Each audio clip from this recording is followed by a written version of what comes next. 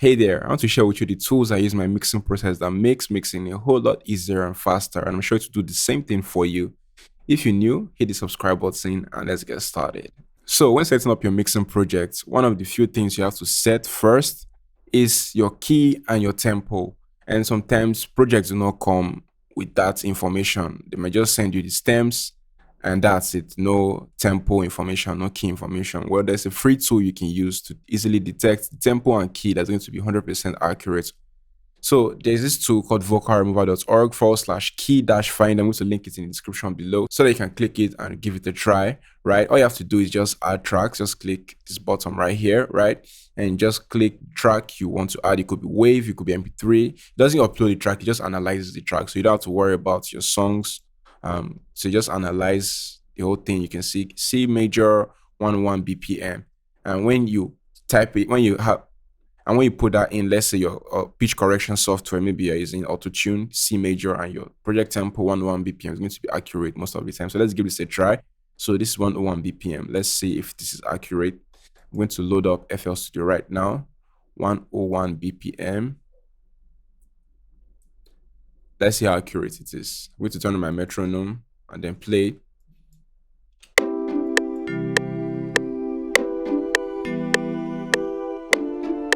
Let me take it to a random section and see if it's still accurate.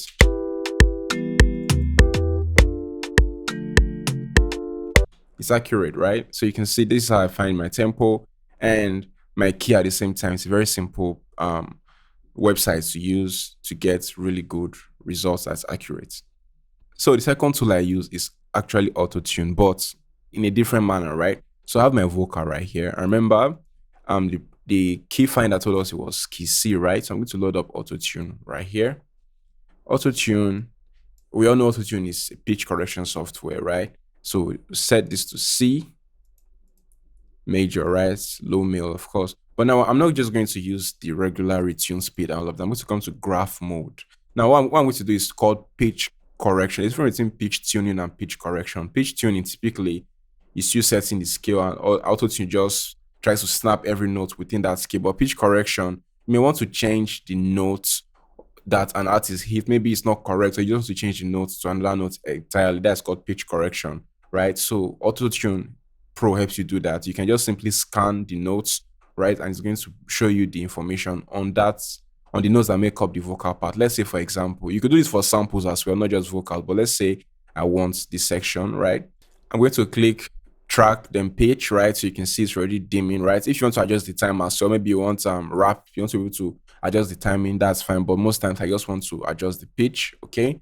And then what I'm going to do is just allow it play. I'm going to press play on FL Studio. Even if you know if you cook, I no go run away.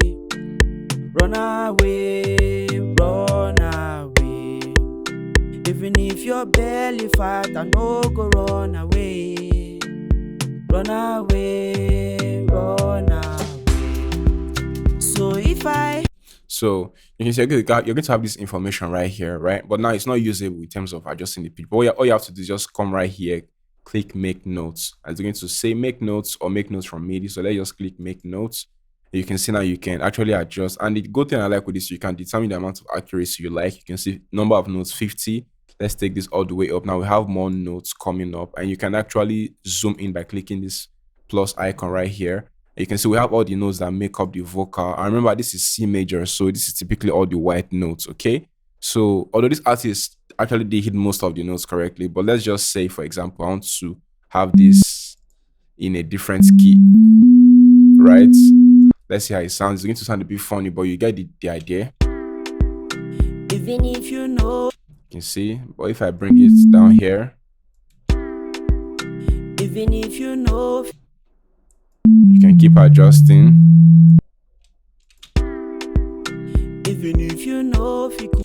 So you can use this to perfect the notes that the artist missed, or maybe have a sample and you want to hit some notes with the sample. You can use this as well, and you can scan the entire track, and you don't have to rescan it again unless maybe you make a change by maybe splitting up the vocal and all of that. But overall, this helps a lot when I'm mixing and trying to just get in that vocal that's not sitting on the right notes to hit properly when auto tune can't do the job. So the third tool I use are restoration softwares, and I do use the isotope restoration suits. And you can see I have a mouse the click right here, a voice the noise, and the breath control. What this does is just helps you clean up the vocal track a lot more, so it sounds clean and much more professional and easier to mix. So it's best to do this before you have your EQ or your compressor or even your reverb running. It's best you clean the vocal track out. So let's say, for example, I want the noise right to, I just leave it in adaptive mode, right? Then I leave this. Most times the default settings works fine, but for breath control, I may want to be a bit more aggressive with controlling the breath. So I may just take it all the way down here, right? And then let's listen. Even if you know if you cook, I no go run away. Run away, run away. Even if your belly fat, I no go run away. Run away, run away. So if I holla, holla, shebi you go come.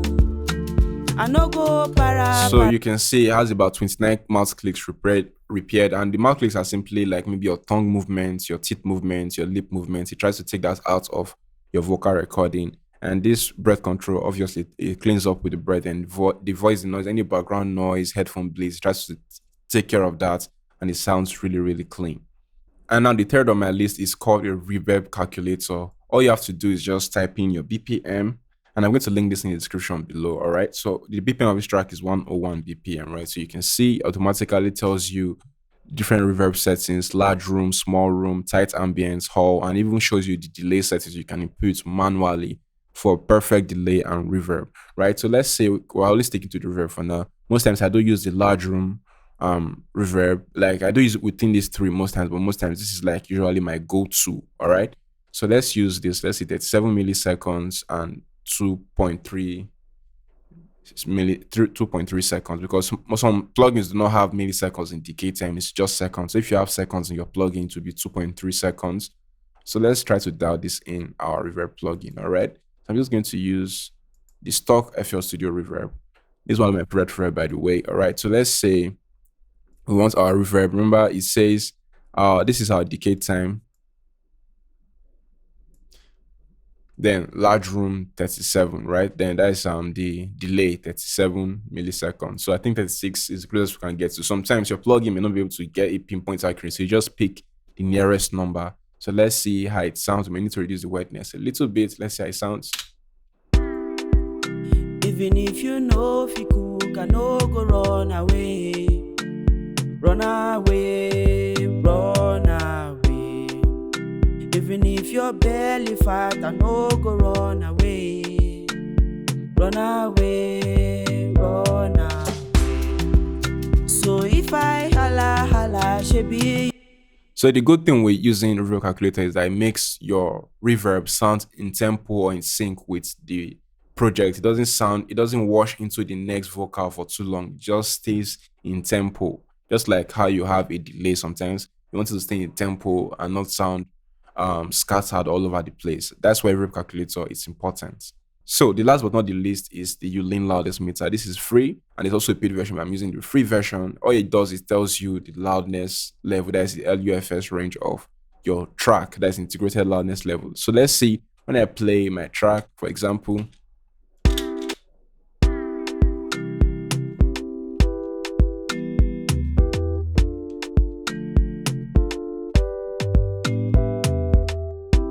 So you can see my integrated loudness level is around minus 25.5 LUFS, right? So some streaming platforms do accept up to like minus 12, minus 9 LUFS, right? So if I want to make it loud, I'll typically aim for this range to be about minus 12, minus 9, maybe using a limiter to make it louder up until it gets to minus 12 or minus 9 LUFS. Of course, there's a lot more to mastering, but I do use this tool every time I'm trying to master my tracks, so I get the loudness level to just hit right, not loud enough to distort on other platforms or too quiet that it sounds, less.